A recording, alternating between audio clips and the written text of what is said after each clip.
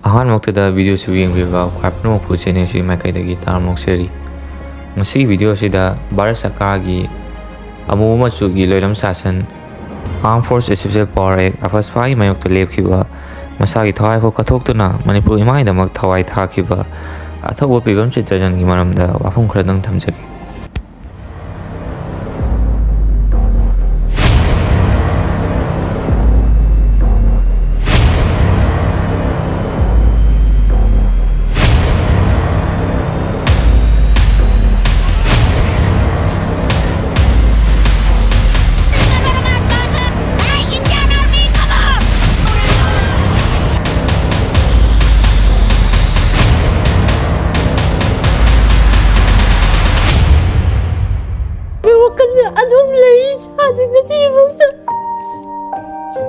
पैसा नुंसादा मुल्लाहोरा मसादा थी सना लुपादा लाहोरा मसा होइदनी खकमीरमो मरांजु लेतबा मीनुमो मरान दादा सिते लगा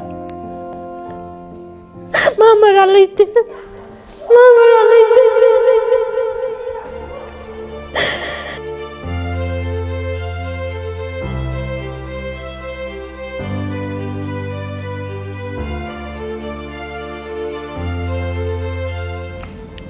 Athouba Pebam Chittaranjan September tang 9, 1973 Bishnupur districta poki. Apokpigi maming Pebam Ongbi Sarojini Lema kawi. Apokpagi mamingna Pebam Subol Mangang kawi. Laksagadaribo hiram asidi kaigidamaktada Athouba Pebam Chittaranjanna masagi thawai thakibano haibasi ngasi video sida punna khangminasi.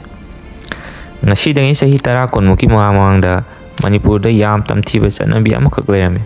Fake encounter mara leitaba mi amabu singnai haiduna hekta hatpa amuksu hangana yengsi 2004 gi July gi tang tara suba Assam Rifle Force na arrest memo pidana mayamdagi pharaga pubikhraba nupi je manghalaba matung nongmai kapsan hapikhraba thangja manorama mahakta nate chingnabagi maronda Manipur da hawla ibana kaya ama serak asida hatki.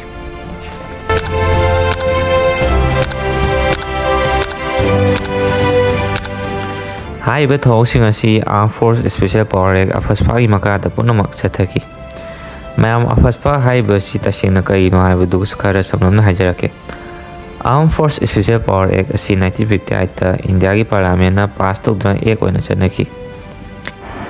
Ek asi namaruna paliosi India da laiba Armed Forces singda special power piduna tandu laitandaba mafam sing natraga khana chainaba thokpa mafam singda makoina naksanaba piba special power amakhakni. Ek asina chingnaba mi singbu phaba chaiba natraga hatpagi ayaba dusu pirami.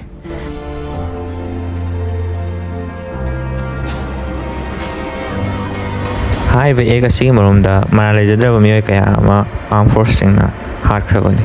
Matam asida Afspa na maram oiduna Afspa gi mayokta khongjang kaya ama sangsanki. Afspa bu laukthoknaba kaya ama honaki.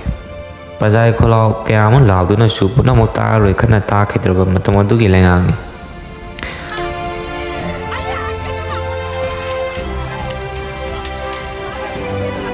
Now under active consideration, we attempted to arrest the Assam Rifle personnel. Hawlai birei cha amadi iranda masiu kannawai damak masagi chahi 19 suba matamda 2004 gi August ki tang 13 ta masa matonta mai thajaduna ireiba ki damak thawai thakiba Athouba Pebam Chittaranjan.